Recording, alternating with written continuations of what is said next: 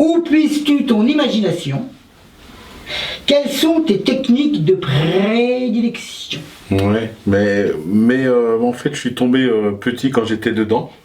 Donc, en fait, l'inspiration, c'est pour les amateurs. C'est un graphiste anglais qui avait dit ça, qui dit que l'inspiration, c'est pour les amateurs. En fait, j'ai toujours de l'inspiration, j'ai une idée toutes les 5 secondes. J'ai un projet toutes les 10 minutes. J'ai toute ma journée, toute la nuit, je gamberge sur ce que je vais faire. Je me dis tiens, peut-être que ça c'est bien, peut-être que ça c'est pas bien. Et le matin je me réveille et effectivement on a de longues conversations avec Bernadette. Tiens Bernadette, j'ai eu l'idée de faire ça, qu'est-ce que t'en penses? Non, ça va pas aller, il faut que tu réfléchisses. Ah oui, non mais si, ça va le faire et puis voilà. Et techniquement, t'es plus Posca? Non, techniquement je suis plus... informatique? En fait, j'utilise toutes les techniques. En fait, j'essaye. Polyvalent. Voilà, je suis polyvalent parce que j'essaye d'utiliser ce que j'ai envie d'utiliser le jour même. Il m'arrive même parfois de dire tiens, je vais aller acheter des feutres parce que je veux essayer ces feutres-là. Donc j'achète les feutres, j'essaye et puis je vois que c'est pas formidable. Je reviens à des techniques différentes. Voilà, c'est pour ça que j'ai pas une technique. Par exemple, je suis toujours à la recherche du meilleur feutre. Je suis toujours à la recherche du meilleur feutre noir. Et donc tu te dis, tu fais plein de dessins avec des feutres, ça coûte, c'est vrai que ça commence à coûter un peu cher. Et tu te dis, je vais reprendre le bon vieux porte-plume avec l'encre de Chine, et tu te rends compte que, en fait, tu fais la même chose. Et donc là, tu économises de la matière. C'est pour ça que je dis que j'ai pas de technique favorite. Ça reste ludique aussi. Voilà, c'est un plaisir. Si tu commences à utiliser des produits qui t'intéressent pas ou une technique qui t'intéresse pas, c'est pas la peine. Et moi, je suis toujours à la recherche de techniques. Je suis constamment en train de réfléchir à quelle technique je vais utiliser. Donc c'est pour ça que je n'utilise jamais la même technique et c'est pour ça que mon travail s'en ressent, parce que je suis pas un ouvrier chez Renault ou chez Peugeot, parce que j'ai travaillé chez Peugeot pendant plus de 3 ans. Je sais ce que c'est que de travailler à la chaîne, c'est-à-dire prendre un pare-choc et puis le mettre et puis le visser toute la journée. Si tu refais ce métier-là en tant qu'artiste, c'est pas la peine. Je préfère retourner chez Peugeot, je gagnais mieux ma vie. As-tu une formation journalistique ou es-tu autodidacte par rapport à Tract? Je dirais en fait que je suis pas une formation journalistique, parce qu'une formation journalistique c'est chez BFM TV. J'ai pas l'intention d'entrer chez BFM TV. Et non, en fait, le truc qui m'est arrivé, c'est que quand j'étais gamin, j'étais en 4e, j'avais réussi à passer en 4e, donc après je me suis retrouvé quand même en CET. Et on nous avait demandé de faire une rédaction sur quelque chose, une sorte de pièce de théâtre. Donc j'étais parti sur Tarzan. Et quand elle m'a rendu la rédaction, la prof m'a dit mais vous prenez pour Meulière, monsieur Russo. Et là, c'est resté toute ma vie, jusqu'à aujourd'hui je le raconte encore. Et j'ai passé le concours des Beaux-Arts, et le concours des Beaux-Arts, quand on est arrivé le premier jour, sur le grand tableau blanc, le grand tableau, c'était marqué « Parlez de vous ». Alors je suis resté... il y avait « Parlez de vous, est-ce que la danse et la photographie sont un art ?» Mais parlez de vous. Je suis resté 4 heures devant, et j'ai regardé la voisine en face, je lui ai demandé « Mais qu'est-ce qu'il faut faire là ?» Il me dit « Il faut que tu fasses une dissertation. » Une dissertation. C'est une rédaction. Non, c'est pas une rédaction. Dissertation, c'est une introduction, un développement et une conclusion. Ah, d'accord. Ok. Et là, je suis parti à écrire. Et en fait, ça a toujours été un truc... l'écriture, ça a toujours été quelque chose pour moi de super bien. Parce que justement, dans l'écriture, tu peux aussi rentrer dans le rôle de quelqu'un qui est complètement malade, complètement cinglé, sans que tu le sois, que tu peux être triste sans que tu le sois, tu vois, tu peux... Et je suis tombé un jour sur un livre de Richard Boringer, C'est beau une ville la nuit, et je me suis dit, putain, on peut écrire comme ça? Ok.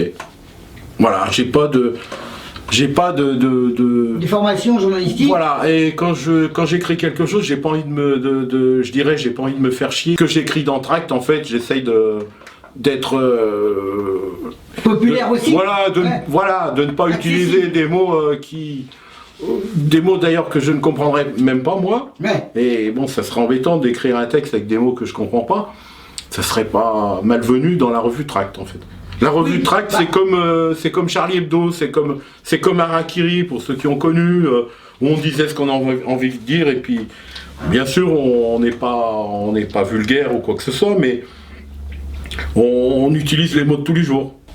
Et au niveau de la mise en page de ton magazine, est-ce que tu as une formation de metteur en page? Je ne connais pas le terme exact. Ouais, mais en fait j'utilise les logiciels de PAO. Ouais. Et en fait j'utilise aussi les logiciels comme Illustrator qui permettent de faire des images, des logos, des textes. Mais tu n'as pas de formation là-dedans? Si, j'ai une formation, en parlant de graphiste, je suis technicien multimédia. C'est-à-dire qu'en fait, je suis en niveau 5, Adobe, toute la chaîne Adobe.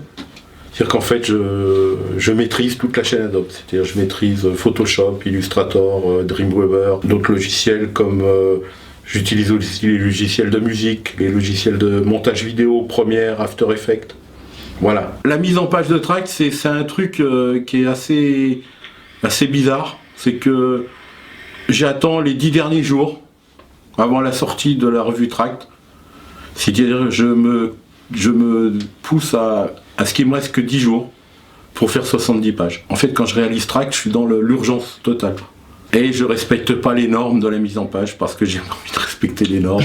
Et donc je fais ce que je veux. En fait, Tract, c'est une énorme boîte à gants dans laquelle je mets tout. Oui, puis tu présentes de l'art brut et voilà. De manière brute. Voilà, en fait, voilà, c'est exactement ça. Et bon, c'est vrai que des fois, ça peut paraître étonnant, mais j'adore la couleur. On mettra les liens, je te coupe, excuse-moi, mais on mettra les liens de ton magazine dans la description en dessous de la vidéo. On mettra les liens de ta page Facebook, de Tract, projet Ulule, enfin ça s'appelle pas Ulule, mais c'est géré par Ulule. On mettra tous les liens. Je tiens à le dire maintenant pendant que j'y pense. D'après une discussion qu'on a eue tous les deux, les rêves revêtent une grande importance pour toi. Est-ce que tu peux m'expliquer ça? Ben, en fait, bon, je réponds à Antoine. Hein. Bon. Oui, c'est moi qui pose la question. Parce que quand j'ai rencontré Antoine, j'ai parlé d'un rêve. En fait, moi, le rêve, c'était... En fait, quand je rêve, moi, c'est normal. Voilà, c'est... je fais pas des rêves qui sont avec des monstres, avec des gens qui m'attaquent, des choses... voilà, je fais des rêves normaux. Et le rêve normal, c'était que je tombe en panne de voiture avec Bernadette et... On a été voir un garagiste et le garagiste nous a dit pour vous dépanner ça vous coûtera 700 €. Donc donnez-moi votre carte bleue. Et j'ai répondu au garagiste, eh ben non je te donne pas ma carte bleue parce qu'on est dans un rêve et tu vas te faire foutre. Et je me suis réveillé. Et c'est strictement la vérité. Effectivement je rêve, avant-hier je rêvais que j'étais avec Antoine en train de faire des courses pour Noël alors que Noël est passé. Et on faisait des courses avec Antoine, on était dans un supermarché, on discutait comme... voilà, en fait... Mais il se passe quelque chose maintenant, c'est que... Avant de m'endormir, les 10 premières minutes où je m'endors, là je fais un véritable cauchemar. Mais ce cauchemar dure pas longtemps, je fais pas de me réveiller. Non, même pas, non, je fais pas de cauchemar réveillé. C'est des rêves normaux, c'est-à-dire, voilà... Peut-être que ce soir je vais rêver que je me lève, que je prends mon petit déjeuner, puis je vais me balader. Oui, ou que tu vas acheter du pain, puis il y en a. Voilà, exactement. Tu vas pas là, tu dis tiens, j'ai rêvé d'aller acheter du pain, puis il y en avait. Puis, voilà. Puis tu es content. Et maintenant, et pour conclure avant le mot de la fin, car on m'a reproché de faire trop long, le questionnaire de Dents sur Pivot. En fait, c'est un questionnaire de Bernard Pivot où j'ai sélectionné les questions qui me paraissaient les meilleures. Donc, es-tu prêt? Oui, bien sûr, bien sûr. Bon. Ton mot préféré? Amour. Le mot que tu détestes? Plasticien. Oui, c'est plasticien. Ta drogue favorite? De manger normalement pendant 3 jours, c'est un repas normal, et au bout du 3e jour, avoir envie de manger des pâtes. Le son, le bruit que tu aimes? C'est musique techno. Ouais. Le son, le bruit que tu détestes? Quand je vois quelqu'un qui prend un morceau de sopalin et qui le frotte dans ses mains, ce bruit je le déteste, je supporte pas ce bruit. Ton juron, gros mot ou blasphème favori? Putain de bordel de merde. Un homme ou une femme, hein, pour illustrer un nouveau billet de banque? Donald Trump. Le métier que tu n'aurais pas aimé faire du tout? Coacheur. Ça, je supporte pas les coacheurs. Il y a des coacheurs en cuisine, il y a des coacheurs en musculation. Alors ça, c'est les plus marrants. Bonjour, je suis coach. Et voilà, c'est ce métier-là, en fait. C'est un métier un peu... d'escroc, quoi. D'escroc, voilà. C'est un métier de merde. C'est un métier d'escroc, en fait. La plante, l'arbre ou l'animal dans lequel t'aimerais être réincarné. Alors moi, j'aimerais être réincarné en bâton de réglisse. Pour te faire sucer. Non, c'est pas l'idée première, en fait. Si. Petit cochon. Si Dieu existe, qu'aimerais-tu qu'il te dise après ta mort? Redescends. Et moi, je lui réponds, non, je viens de me taper tous les escaliers, alors là, je t'emmerde, je reste ici. Donc, Dieu égare à ton handicap. Voilà. Alors, eh bien non, c'était pas le mot de la fin. Ah, je croyais. De suite. Car je fais encore ce que je veux avec mes cheveux, et si les gens trouvent ça trop long, ils peuvent ne pas regarder et aller se mettre un œuf dans le cul. Bon, sans rigoler, la cause animale, tu as 3 solutions. Tu t'en tartines le fion et tu aimes manger du steak. Première solution. Tu es plus modéré et s'il fallait les tuer toi-même, tu serais bien emmerdé. Ou tu es vegan et là tu as mis tes bottes en caoutchouc. Bah, en fait, la cause animale, effectivement, je la défends un petit peu comme tout le monde, mais c'est notre nature d'être humain de manger de la viande déjà, parce que si tu vas dans la jungle et que tu croises un tigre, il va te bouffer. Il va pas te dire ah non, pardon, excuse-moi, je respecte la cause humaine. Et du coup, pour moi, je pense que je mange toujours de la viande, bon. Parce que j'aime manger de la viande, mais j'en mange pas tous les jours non plus, mais j'aime manger de la viande. Et pour moi, tout ça, c'est quelque chose de... Ça va peut-être choquer certains, mais je pense que pour moi, tous ces petits trucs-là, toute cette petite avancée écologique, en nous disant que en mangeant moins de viande, on sera mieux plus tard, en ne tuant pas tous les animaux, bien sûr, je suis pas contre... Je suis pas pour qu'on tue tous les animaux, bien sûr, mais cette idée de dire, effectivement, avec nos petits gestes, on va sauver la planète, c'est-à-dire que notre petit colibri, là, je pense que tout le monde connaît l'histoire du petit colibri, là, qu'on nous a raconté, et qui coûte justement 4 000 €. C'est-à-dire qu'en fait, pour que la personne qui nous parle du colibri, il faut lui donner 4 000 € pour qu'il vienne faire une conférence dans ton village ou dans ta ville.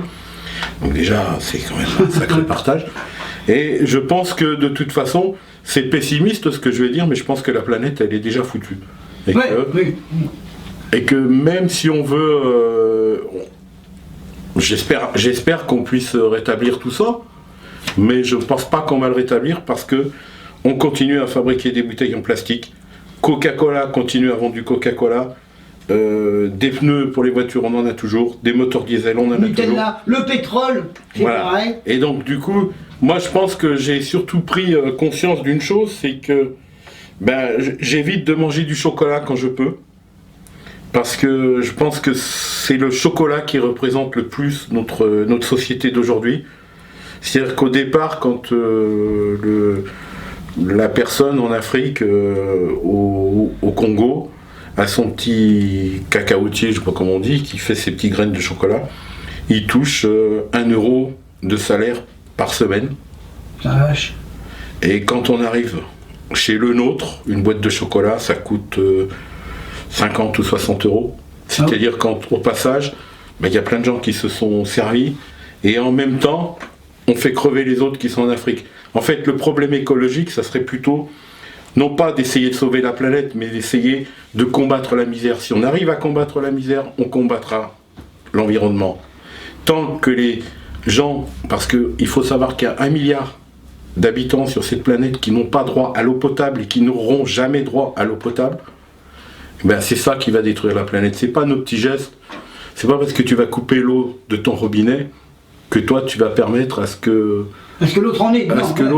Non, en fait, il faudrait que sur cette planète, la santé, l'eau, la nourriture soient gratuits pour tout le monde. Et exactement. Là, on ferait un monde merveilleux. Oui. Mais ça n'arrivera jamais. Oui, parce qu'il y a toujours le profit des putains de familles. Là. Voilà, donc quand tu sais que par exemple, ils sont en train d'envoyer des croisières en Antarctique, et qu'un bateau, un paquebot utilise 1 million de voitures, 1 million de moteurs diesel pour pouvoir faire 10 km, ben, je trouve que moi, ben, je pense que je vais laisser couler l'eau du robinet quand je vais brosser les dents. Non, c'est méchant ce que je dis, mais... Non, voilà. moi je comprends. Et je suis pas contre les véganes, je suis pas contre, moi non plus, contre mais... tout ça, chacun. C'est comme l'histoire du poulet. Ben, quand tu as un poulet, le poulet, il est dans son œuf, il est du côté de Rennes, par exemple. L'œuf, il est envoyé à Ajaccio pour que le poussin puisse sortir. Au bout de 21 jours, le poussin, il est envoyé au Brésil. Il est élevé au Brésil. Donc une fois qu'il est élevé au Brésil, il revient en Europe, on le tue. Donc il arrive en Allemagne. En Allemagne, une fois qu'il est tué, il est mis sous emballage, plastique, tout ça, et il revient en France pour être vendu. C'est-à-dire que le poulet, il a fait le tour de la planète pour qu'il revienne dans ton assiette. Et ça, c'est dû à tout ce système capitaliste qui fait que, en fait, je dirais que c'est le capitalisme qui tue la planète, c'est pas l'humain, c'est le capitalisme. Exactement. La femme est l'avenir de l'homme ou sa perte? Non, c'est l'avenir de l'homme, la femme. Bon. Parce que sans femme, on serait pas là, Antoine. Oui. Voilà. Et Parce sans que... homme non plus. C'est Bah ouais, mais quelque part, oui, sans homme, d'accord, mais s'il fallait que je sois enceinte, je serais bien dans la merde. Où on est là, Edgar? Là, on s'enfonce. Hein. Alors l'art, il est dans la merde, en fait. Non, il n'est pas dans la merde, en fait. L'art, c'est un autre truc. L'art, c'est...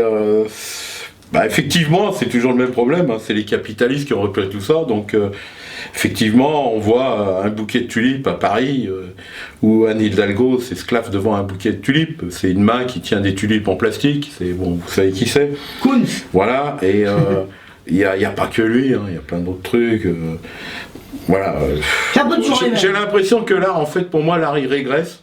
Parce que depuis un certain temps, ben, on s'intéresse plutôt à Marilyn Monroe, à John Lennon, à Mickey, à Donald. Et quand je vois tous ces... C'est pas une critique que je porte, mais c'est plutôt... Je me demande pourquoi on fait ça, quoi. Quand je vois des peintres qui utilisent toujours Donald et puis qui balancent 2-3 taches de peinture dessus puis qui le vendent, je me dis, bon, bah... j'arrête, non, je continue ce métier. Donc, voilà, en fait, c'est ça. C'est pour moi, l'art, il est pas... Il est dans une mauvaise direction. L'art officiel, ouais. L'art officiel. Il est dans une mauvaise direction, mais comme il commence à s'ennuyer, et ben il vient s'intéresser à nous. Exact, voilà. exact. Et voilà, donc je pense que c'est ça. Que voudrais-tu que les gens retiennent de ton passage sur Terre? Une statue, tu vois, un truc sur une place, tu vois, ça serait marqué la place Sébastien Rousseau, quoi, tu vois. Non, je plaisante. Une rue? Mais une rue, ouais. Une rue, une place? Peut-être pas une rue, une impasse, je dirais. Ah! L'impasse Sébastien Rousseau. Oh. Mais, très bonne réponse. Si tu rencontrais des petits hommes verts venus d'une autre planète, que leur dirais-tu? Est-ce que vraiment ils ont rencontré André Robillard? Et bah, j'essaierai de discuter avec eux, puis je leur dirai, mais attends les gars, vous faites quoi ici? C'est pas la peine de rester là, barrez-vous, c'est la grosse merde, tirez-vous d'ici, quoi. Je veux dire, c'est pour un lieu vivable. Non, c'est invivable. Un message aux artistes et collectionneurs, est-ce que tu as un message? Il faut continuer, et puis je pense qu'il faut pas se prendre la tête déjà, première chose, et puis il faut aussi un petit peu éviter de se prendre au sérieux, parce que tout ça... c'est bien joli, mais de toute façon, on va tous mourir, donc c'est pas la peine. Ouais. Puis qu'on finira pas tous dans un musée. Si, moi peut-être, mais les autres, non. Ton actualité, tes projets? Déjà, le premier projet, c'est d'organiser une exposition d'art brut, avec des figures de l'art brut, comme surtout en vedette André Robillard et Javert, avec d'autres artistes. Et de sortir un numéro spécial Tract, de la revue Tract, avec les artistes, les figures de l'art brut contemporain, et bien entendu toujours avec des grands artistes. Et puis mes projets, c'est le prochain projet que j'ai, c'est une exposition en 2020, je crois, à l'Artothèque de Touraine, parce que je fais partie aussi de l'Artothèque de Touraine.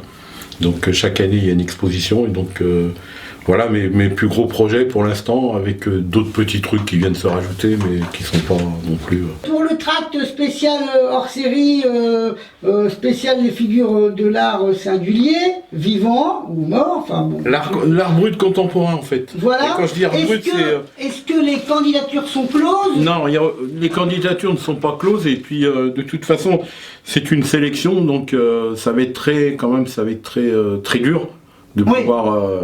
je pense que ça va être très dur de rentrer dans cette sélection, parce que ça va être quand même... je pense que ça va être le meilleur hors-série de la revue Tract, et c'est quelque chose de très important, parce que ça va être aussi présent lors de l'exposition que je vais essayer d'organiser. En fait, voilà, l'idée c'est d'exposer André Robillard à Tours, c'est-à-dire, pour moi, c'est rendre hommage à André Robillard, et vraiment... le mettre en lettres d'or sur les murs de la ville. Voilà, pour que, en fait, pour moi, André Robillard, c'est le génie des modestes. Ok, voilà. moi je Ce n'est pas le génie de l'art modeste, attention, ça n'a rien à voir avec l'art modeste. Hein. Quand je dis le génie des modestes, c'est dire que, je pense que c'est un peu notre grand-père à nous tous. Oui, et que notre grand-père, il faut lui rendre hommage. Les candidatures fermeront quand ? Le 30 janvier normalement. Le 30 janvier normalement. Donc envoyez vos chèques, je mettrai en les fait, liens. Voilà, le chèque c'est un chèque de sélection, c'est-à-dire que s'ils ne sont pas sélectionnés, voilà, ça va nous permettre d'imprimer la revue. Du coup, ce que je voudrais dire, c'est que effectivement, j'ai des nouvelles par rapport à la revue Tract. C'est que la revue Tract, elle commence à être diffusée dans des musées d'art brut, dans des boutiques. À Tours, il y a déjà 2 boutiques qui le distribuent, donc petit à petit, on va arriver à avoir plusieurs boutiques. Tu cherches pas je recherche surtout des partenaires publicitaires pour pouvoir s'inscrire dans les 4 pages de couverture, et puis 2 pages à l'intérieur, voilà. Donc, ok, donc appel. Voilà. Par contre, on ne fait pas de publi-reportage dans Tract. Ouais, c'est-à-dire que je vends pas des pages à des artistes pour qu'ils puissent s'exprimer, c'est pas mon rôle. Non mais effectivement, c'est pas du tout mon rôle. Alors le mot de la fin. Voilà, oui. Vas-y, c'est à toi de te vendre. Parle-nous de ton art et de Tract, et après on conclut là-dessus. Voilà, alors que dire de plus en fait, moi je vais commencer par Tract. Tract, c'est la revue Brute et Singulière. Je demande. En fait, Tract va évoluer de plus en plus, donc on va être distribué dans des musées, dans des galeries, voilà, et donc on recherche aussi des partenaires publicitaires pour pouvoir augmenter notre tirage. Et Tract commence à être de plus en plus lu, et ça c'est formidable, parce que je croyais pas ça au numéro 2, j'y croyais pas, je voulais arrêter au numéro 2. Donc aujourd'hui on est au numéro 10, donc il faut absolument continuer. Et en fait j'ai envie de remercier tous les artistes qui participent à cette revue, et grâce à eux, c'est grâce à eux qu'elle existe. Donc il y a plein d'artistes qui participent au fur et à mesure dans les numéros, et je trouve que c'est une belle histoire, et qu'il faut continuer, parce que il n'y a pas de revue d'art brut en France, il n'y a plus de revue brute et singulière. La seule revue brute et singulière qui existe en France, c'est Fluide Glacial, heureusement, et Tract.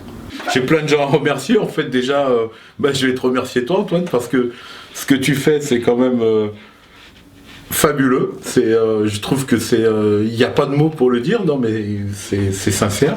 Je trouve que il faut oser le faire, c'est super, et surtout venant de toi, parce que voilà, tu deviens je pense que tu deviens notre Antoine national. Michel Drucker. Le Michel Drucker de l'art brut. Le Michel Drucker de l'art brut, et moi je deviens le Laurent Ruquier de... Bonjour. De l'art singulier. Et sinon, tu voulais dire, en off, tu m'as dit, tu voulais dire aux gens qui ne sont pas retenus. Voilà, je voulais simplement dire aussi qu'on a beaucoup de demandes, on a de plus en plus de demandes, et que les artistes à qui je ne réponds pas, je m'excuse, parce que j'ai pas tout à fait le temps de répondre à tous, et que on a je me répète, on a de plus en plus de demandes, et de plus en plus de lecteurs. Et voilà, je remercie aussi beaucoup de galeries à Paris qui, chaque fois que je sors Tract, nous reçoivent, on pourrait dire, très bien. Abonnez-vous à ma chaîne, et voilà, c'était Sébastien Russo, interviewé par Antoine Rigal, voilà. Et avec son amour de sa vie, Bernadette. Merci. Donc, abonnez-vous à ma chaîne et vous aurez l'air moins con. Tout simplement. Hé hé. Oi, oi, oi.